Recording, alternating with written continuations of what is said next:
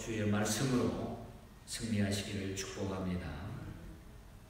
어제 아침에 우리 앞장에서 모세는 하나님과의 언약을 무시하고 불순종하는 삶을 살 경우에 따르는 그 저주에 대한 그런 경고의 메시지를 아주 또 반복해서 전하는 세 번째 설교의 말씀에서 들었습니다. 그러나 오늘 이 30장에 와서는 다시 소망의 메시지를 들려줍니다. 그것은 곧 저주를 받는 중에서라도 회개하기만 하면은 회복의 축복이 따르게 된다. 그런 말씀을 해주고 계십니다. 사실 하나님은 공의와 사랑의 양면 속성을 다 가지고 계십니다. 하나님은 사랑이시지만은 죄에 대해서는 묵과하지 않으신다. 죄에 대하면서 반드시 하나님이 짚으신다는 겁니다. 하지만 하나님은 징계 속에서라도 돌아설 때는 용서하시고 이전처럼 축복하신다. 돌아서기만 하면, 회개하기만 하면은 이전처럼 용서하시고 축복하신다는 것입니다. 이것이 하나님의 자비와 사랑의 속성인 것입니다. 그러므로 율법은 심판의 도구가 아니라 하나님의 사랑에 기초한 약속이 있는 계명이라는 것을 우리가 잊어버리면 안 됩니다. 율법은 심판의 도구가 아니에요. 하나님이 우리에게 이렇게 강한 말씀을 주신 것은 심판하기 위한 도구로 주신 것이 아니라 하나님의 사랑에 기초한 약속이 있는 계명이라는 것을 우리가 기억할 때에 하나님 많이 사랑하면은 결국은 우리는 이 모든 것들을 지킬 수 있다. 이겨나갈 수 있다. 자, 그럼 오늘 본문에서 중요한 메시지를 몇 가지 보겠는데, 먼저 회개할 자에게 임하는 복을 우리가 한번 살펴보면은 3절과 4절 내용 그 이하 10절까지 쭉 나타나 있습니다. 먼저 보니까 하나님은 언약을 기억하시고 긍휼을 베푸신다. 그렇게 말하고 있습니다. 오늘 4절 하반절에 보면은 여호와께서 거기서 너를 모으실 것이며 거기서부터 너를 이끄실 것이라. 내 포로를 모으실 것이라. 흩어진 자들 내 포로를 모을 것이라고 하는 이 말은 죄에 포로된 상태에서 자유케 해 주신다는 그런 의미입니다. 죄에 포로된 자에게서 하나님은 자유케 하신다. 그리고 5절에 보면은 기업을 회복하고 열조보다 더 번성케 하신다. 회개하고 돌아올 때에 기업을 회복해 주시고 열조보다 더 번성케 해 주신다. 그리고 또 6절에 보면은 생명을 얻게 하신다. 생명을 얻게 하신다. 그리고 7절에 보면은 대적과 핍박자에게 저주를 내리신다. 그동안 나를 막 괴롭히고 대적하는 그 사람들을, 그 핍박자들에게 하나님이 대신해가지고 다 갚아주신다. 저주를 내리신다.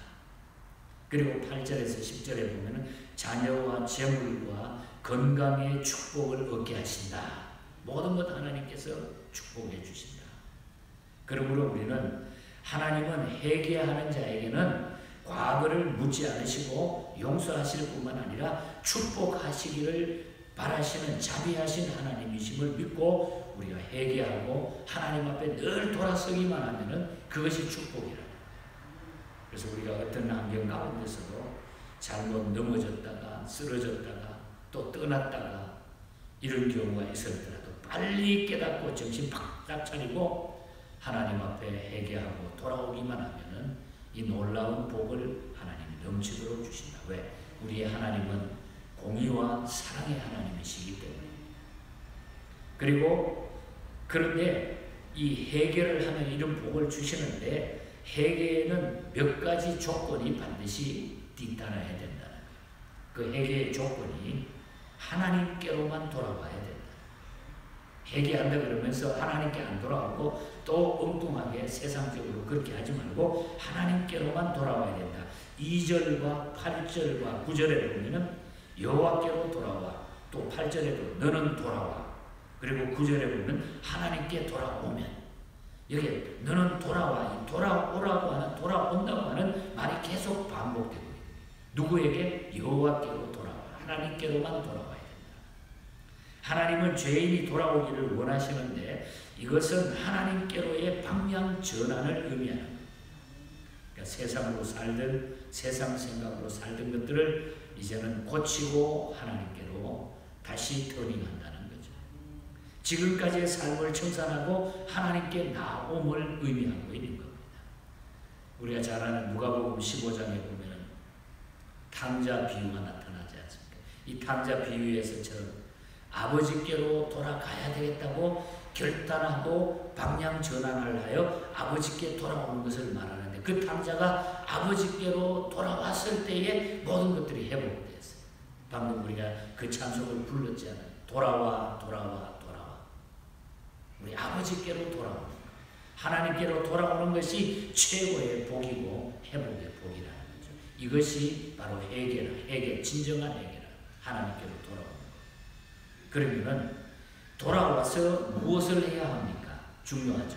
자, 돌아오기는 돌아왔는데 돌아와서 무엇을 해야 됩니까? 무엇보다도 하나님의 말씀에 순종해야 된다는 거예요. 돌아와서 할 일은 말씀에 순종하는 거예요. 하나님의 말씀만이 순종의 스탠다드가 돼야 돼, 표준이 돼야 된다는 거예요. 순종하되 마음을 다하고 성품을 다하고 뜻을 다하여 적극적으로 순종해야 돼. 그래서 이 강조하는 것이, 이 신명기에서 강조하는 것이 마음을 다하고 성품을 다하고 뜻을 다하여 적극적으로 하나님 앞에 순종하라. 그러면은 하나님께서 복을 주신다. 돌아와서 그렇게 살면 하나님이 복을 내리신다. 이것이 축복의 조건입니다. 복받는 비결이에요. 그러나 거기에 불순종하면 저주라고 하는 것이 두 가지로 딱 명확하게 나타나 있는 것이 오늘 신명기 말씀의 골자인 것입니다. 자, 그러면은 이 말씀은 11절에서 14절에 보면은 이것은 결코 어려운 것이 아니다. 이렇게 하는 것이 결코 어려운 것이 아니다. 그 말씀을 우리에게 드려야죠. 어려워서 못한다 이게 아니라 이것은 결코 어려운 것이 아닙니다. 이렇게 이야기하고 있습니다. 하나님의 율법은 어려운 것이나 힘든 것이 아닙니다. 단지 완악한 인간이 그 율법에 불순종하고자 하는 마음으로 그 법을 바라볼 때에 어렵고 힘들게 느껴진다. 불순종이 먼저 생각 앞에, 불순종이라고 하는 것이 먼저 내 앞을 막고 있을 때, 그 생각을 하고 있을 때는 이것이 힘들지만, 힘들고 어렵지만 순종하겠다 생각하면 이것은 어렵지 않다는 거죠. 문제는 사랑의 문제라. 그래서 사랑이 문제라. 하나님이 나를 사랑하고 있다고 하는 것을 믿는다면 계명은 결코 어려운 것이 아니라. 그래서 우리가 사랑하는 관계가 되면 어려움이 없잖아요. 우리가 그렇잖아요. 사람과의 관계도 우리가 사랑하는 관계 속에서는 어려움이 없는 거예요. 어떤 데는 물불도 안 가리잖아요. 그게 사랑이라. 내가 하나님을 사랑하면 이 관계는 이 지키는 것이 어려운 것이 아니에요. 그래서 요한일서 5장 3절에 보면은 하나님을 사랑하는 것이 이것이니 우리가 그의 계명들을 지키는 것이나 그의 계명들은 무거운 것이 아니로다. 그래서 하나님을 사랑하면 이 계명이 무거운 것이 아니라는 거죠. 왜? 사랑하지 않기 때문에 문제가 생기지 사랑하면 무거운 것이 아니라. 그러므로 하나님의 계명들이 무겁게 여겨지는 것은 결국 내가 하나님을 덜 사랑한다는 표시예요. 하나님을 덜 사랑하는 표시. 하나님을 덜 사랑하는 사람은 말씀이 밖에 있는 것이고, 하나님을 제일로 사랑하면 그 말씀은 14절의 말씀대로 내게 심히 가까운 입에 있고 마음에 있게 된다. 하나님을 제일로 우리가 사랑하면 그 말씀이 내게 가장 가까이 있고 내 마음에 있게 된다. 내 가까운 입에 있고 마음에 있게 된다는 거죠. 그렇게 될 때에 우리는 말씀을 행할 수 있는 진정한 그리스도인이 되는 것입니다. 이 믿음으로 살아갈 수 있기를 축복합니다. 시편 119편 9절에 보면은 청년이 무엇으로 그 행실을 깨끗게 하리요 주의 말씀을 따라 삼갈지어다. 말씀을 따라. 또 11절에 가서 보면 내가 주께 범죄치 아니하려 하여 주의 말씀을 뭐라고 했어요? 내 마음에 두었나이다. 주의 말씀을 내 마음에 두었나이다. 우리가 범죄하지 않고 이 땅 위에 승리하고 이길 수 있는 비결은 우리의 마음에 말씀을 두는 것. 마음에 말씀을 둔다고 하는 것은 내가 하나님을 그만큼 제일 사랑한다는 거죠. 하나님을 사랑할 때 우리는 이것이 어려운 일이 아니다. 기쁜 일이 된다. 이 모두가 하나님을 사랑하기 때문에 나타나는 삶의 변화들이라는 것 기억하고 결론은 뭐냐? 하나님을 제일 많이 사랑하라는 거예요. 사랑하면 모든 것들이 다 끝나는 거예요.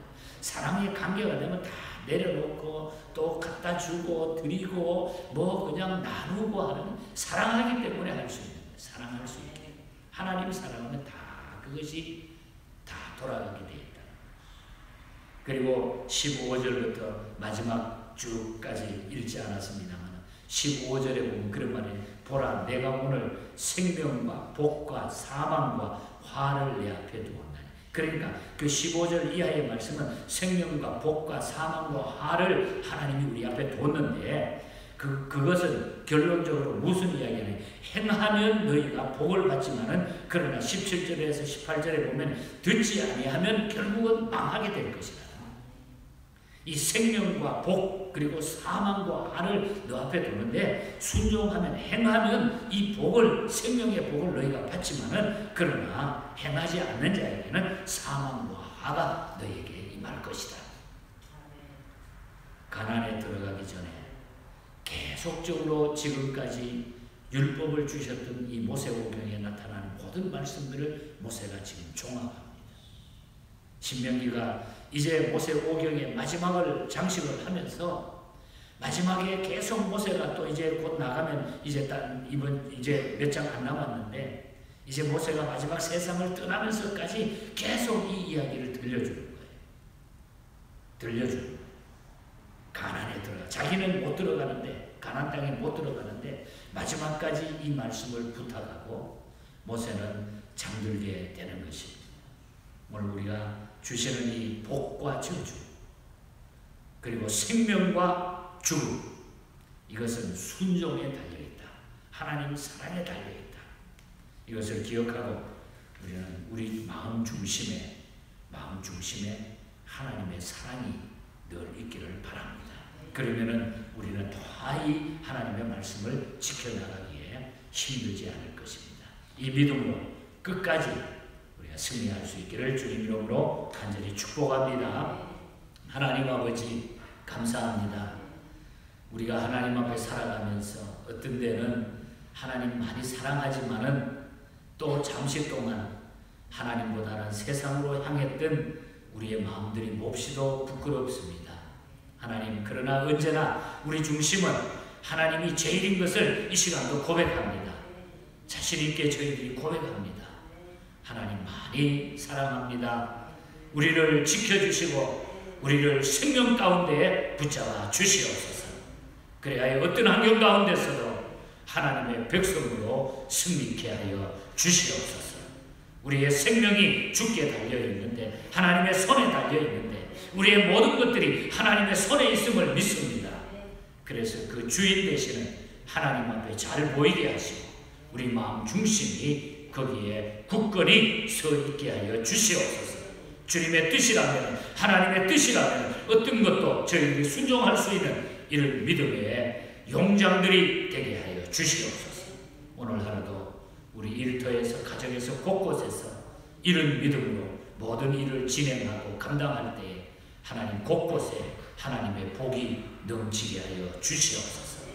거룩하신 예수님 이름으로 기도하옵나이다. 아멘.